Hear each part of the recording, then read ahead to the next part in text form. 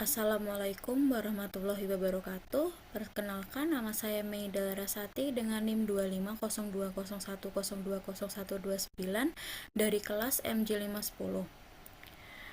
Pada kesempatan kali ini saya akan mempresentasikan untuk jawaban UAS untuk mata kuliah Digital Innovative Entrepreneurship. Yang saya pilih adalah opsi 1, yaitu melakukan analisis terhadap strategi pemasaran digital berdasarkan materi sesi 11, Digital Marketing Strategi, dengan mengacu pada konsep dan kerangka SOSTAK. Jelaskan secara singkat dan jelas pengertian pemasaran digital serta peran strategi pemasaran digital dalam mendukung keberhasilan bisnis. Pemasaran digital adalah seluruh aktivitas pemasaran yang memanfaatkan teknologi digital dan media berbasis internet untuk menyampaikan pesan, membangun hubungan dengan konsumen, serta menciptakan nilai bagi pelanggan dan perusahaan. Media yang digunakan meliputi situs web, media sosial, mesin pencari, email, aplikasi seluler, dan platform digital lainnya. Pemasaran digital tidak hanya berfokus pada promosi, tetapi juga pada interaksi dua arah, analisis data, serta pengelolaan pengalaman pelanggan secara berkelanjutan. Strategi pemasaran digital berperan penting dalam mendukung keberhasilan bisnis digital karena berfungsi sebagai pedoman terstruktur dan menentukan segmentasi pasar, penetapan target, serta perumusan posisi merek atau positioning di lingkungan daring yang kompetitif. Strategi yang tepat memungkinkan perusahaan menjangkau audiens yang relevan serta lebih efisien, meningkatkan visibilitas merek, serta mengoptimalkan konversi melalui pemanfaatan data dan analitik. Selain itu, strategi pemasaran digital membantu bisnis dalam membangun loyalitas pelanggan, meningkatkan engagement, serta menyesuaikan pendekatan pemasaran berdasarkan perilaku dan preferensi konsumen secara real-time. Jelaskan konsep strategi pemasaran digital termasuk tujuan, fungsi, dan pentingnya perencanaan strategi pemasaran digital bagi seluruh perusahaan. Strategi pemasaran digital merupakan seperangkat keputusan dan tindakan terencana yang dirancang untuk memanfaatkan media serta teknologi digital dalam mencapai tujuan pemasaran perusahaan. Strategi ini mencakup penentuan segmentasi pasar, pemilihan target audiens, penetapan posisi merek, pemilihan saluran digital yang tepat, serta perumusan pesan yang relevan berdasarkan analisis data dan perilaku konsumen. Dengan demikian, strategi pemasaran digital tidak bersifat spontan, melainkan disusun secara sistematis agar selaras dengan visi dan tujuan bisnis secara keseluruhan. Tujuan utama strategi pemasaran digital adalah meningkatkan efektivitas pencapaian sasaran pemasaran melalui pemanfaatan platform digital. Strategi pemasaran digital berfungsi sebagai pedoman operasional dalam pelaksanaan kegiatan promosi dan komunikasi pemasaran. Perencanaan strategi pemasaran digital memiliki peran krusial karena lingkungan digital bersifat kompetitif dan dinamis. Tanpa perencanaan yang matang, aktivitas pemasaran berpotensi tidak terarah dan kurang efektif. Melalui perencanaan yang sistematis, perusahaan dapat mengidentifikasi peluang pasar, meminimalkan risiko, serta mengalokasikan anggaran secara efisien dan meningkatkan peluang keberhasilan kampanye pemasaran. Selain itu, perencanaan memungkinkan perusahaan untuk mengambil keputusan berbasis analisis data sehingga respon terhadap perubahan pasar dapat dilakukan secara cepat dan tepat. Uraikan dan jelaskan secara sistematis 6 tahapan dalam model perencanaan SOSTA, yaitu Situation Analysis, Objectives, Strategi, Taktik, Action, Control. Model SOSTA merupakan kerangka perencanaan strategis yang digunakan untuk menyusun dan mengelola aktivitas pemasaran secara sistematis. Model ini terdiri dari 6 tahapan yang saling terintegrasi, sehingga membantu organisasi merancang, melaksanakan, dan mengevaluasi strategi pemasaran secara komprehensif. Berikut uraian masing-masing tahapannya. Yang pertama ada analisis situasi. Tahap ini bertujuan untuk memahami kondisi internal dan eksternal perusahaan sebelum merumuskan strategi. Pada tahap ini dilakukan evaluasi terhadap kinerja pemasaran saat ini, karakteristik pasar, perilaku konsumen, dan posisi pesaing, serta tren lingkungan bisnis. Yang kedua ada tujuan. Tahap ini berfokus pada penetapan sasaran yang ingin dicapai. Tujuan harus dirumuskan secara jelas, terukur, dan realistis agar dapat menjadi pedoman dalam pelaksanaan strategi. Yang ketiga ada strategi. Strategi menjelaskan pendekatan umum yang akan digunakan untuk mencapai tujuan yang telah ditetapkan. Pada tahap ini ditentukan segmentasi pasar, target audiens, serta posisi merek atau positioning.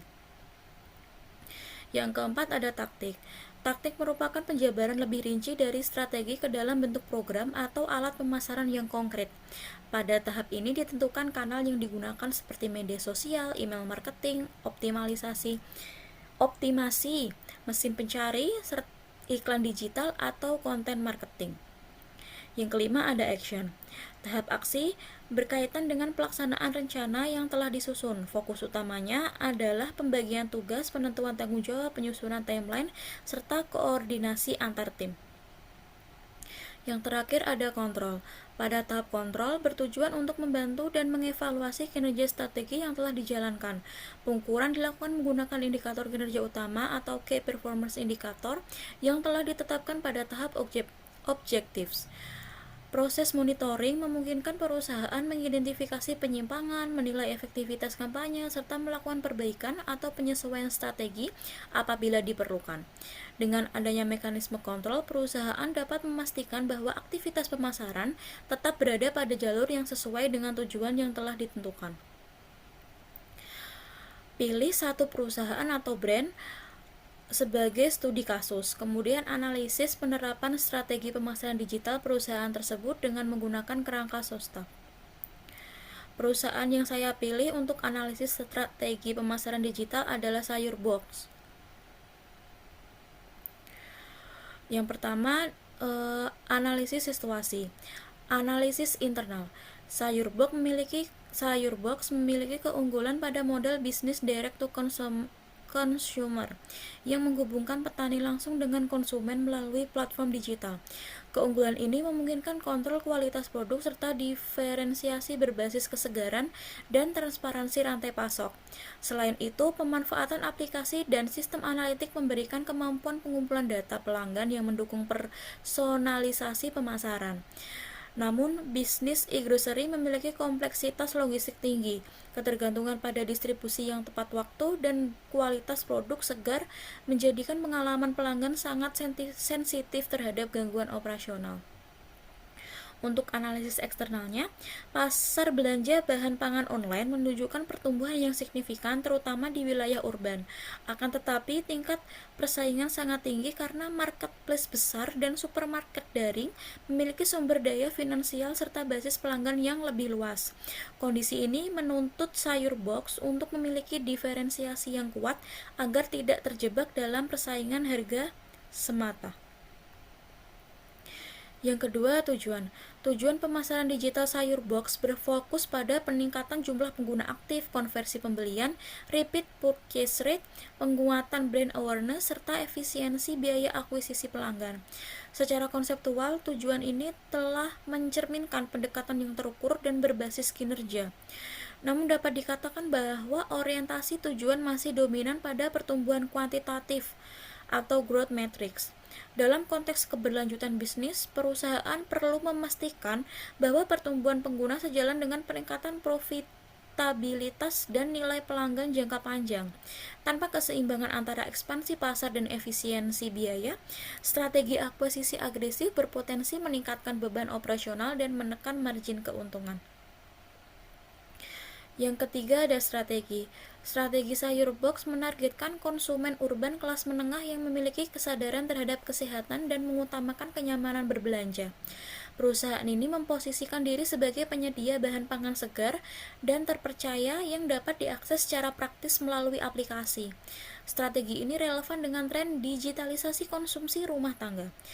Namun secara kritis, segmentasi tersebut relatif luas dan juga dibidik oleh banyak kompetitor. Positioning berbasis produk segar dan praktis dapat dengan mudah direplikasi oleh pemain besar dengan sumber daya lebih kuat. Oleh karena itu, Sayur Box memperkuat proporsi nilai yang lebih unik, misalnya melalui integrasi teknologi, transparansi asal produk, atau pembangunan komunitas konsumen sehat yang lebih eksklusif. Yang keempat ada taktik. Dalam implementasinya, Sayur Box menggunakan berbagai taktik digital seperti social media marketing, digital advertising, influencer marketing, serta strategi retensi berbasis CRM dan push notification. Taktik ini efektif untuk meningkatkan awareness dan akuisisi pelanggan baru. Akan tetapi, ketergantungan pada iklan berbayar berpotensi meningkatkan customer acquisition cost atau CAC, terutama di tengah persaingan yang semakin intensif. Penggunaan promosi yang terlalu sering dapat membentuk perilaku konsumen yang sensitif terhadap diskon, sehingga loyalitas menjadi lemah. Dengan demikian, taktik yang digunakan perlu diseimbangkan dengan strategi penguatan brand equity dan pengalaman pelanggan agar tidak hanya berorientasi pada transaksi jangka pendek. Yang keempat ada aksi. Pelaksanaan strategi dilakukan melalui pembentukan tim digital marketing khusus, penyusunan kalender kampanye, pengelolaan anggaran berbasis kinerja, dan integrasi sistem analitik untuk monitoring hasil kampanye. Implementasi ini menunjukkan adanya pendekatan manajerial yang sistematis dan terstruktur. Namun dalam bisnis e-grocery, keberhasilan aksi pemasaran sangat tergantung pada kesiapan operasional. Promosi yang berhasil meningkatkan permintaan harus diimbangi dengan kesiapan stok, distribusi, dan layanan pelanggan. Apabila terjadi ketidaksesuaian antara kampanye digital dan kapasitas operasional, maka reputasi merek dapat terdampak secara signifikan. Yang terakhir ada kontrol. Sayur Box memanfaatkan berbagai indikator kinerja seperti conversion rate, CPA, retention rate, dan ROAS untuk mengukur efektivitas pemasaran digital. Pendekatan ini menunjukkan orientasi pada pengembalian keputusan berbasis data. Meski demikian, pengukuran kinerja tidak seharusnya hanya berfokus pada indikator kuantitatif jangka pendek. Untuk menciptakan keunggulan kompetitif yang berkelanjutan, perusahaan juga perlu mengukur keputusan pelanggan, loyalitas merek, dan persepsi kualitas layanan. Tanpa pengawasan terhadap aspek reputasi dan pengalaman pelanggan, pertumbuhan yang dicapai berpotensi bersifat sementara. Secara keseluruhan, strategi pemasaran digital Sayur Box telah disusun dan diimplementasikan sesuai dengan kerangka SOSTAK secara sistematis. Namun dalam perspektif kritis, tantangan utama terletak pada penciptaan diferensiasi yang sulit ditiru dan pembangunan loyalitas pelanggan jangka panjang. Tanpa penguatan nilai unik dan pengalaman pelanggan yang konsisten, Sayur Box berisiko terjebak dalam persaingan harga dan promosi yang menekan profitabilitas. Strategi ke depan perlu lebih menekankan pada penguatan brand equity, inovasi layanan, dan integrasi yang lebih erat antara pemasaran digital dan keunggulan operasional. Berdasarkan hasil analisis, berikan rekomendasi strategi pemasaran digital yang dapat diterapkan atau ditingkatkan oleh perusahaan tersebut agar mampu menciptakan keunggulan kompetitif yang lebih baik. Yang pertama ada transformasi ke model ekosistem. Sayur Box perlu berkembang dari sekedar platform transaksi menjadi ekosistem pangan sehat terintegrasi. Misalnya melalui layanan meal planning, paket langganan mingguan, dan berkolaborasi dengan brand healthy lifestyle. Yang kedua, diferensiasi berbasis transparansi rantai pasok. Keunggulan defensible dapat diperkuat melalui fitur digital yang menampilkan asal produk, profil petani, dan proses distribusi. Yang ketiga, penguatan subscription dan predictive personalization. Pengembangan model langganan berbasis kebutuhan rutin dengan dukungan analitik perilaku pelanggan dapat meningkatkan customer lifetime value atau CLV serta menciptakan hambatan berpindah ke kompetitor. Pendekatan ini mengurangi ketergantungan pada promosi jangka pendek. Yang keempat, pembangunan emotional branding dan brand purpose. Sayur Box perlu memperkuat narasi sebagai brand yang mendukung petani lokal dan gaya hidup sehat serta keluarga Indonesia.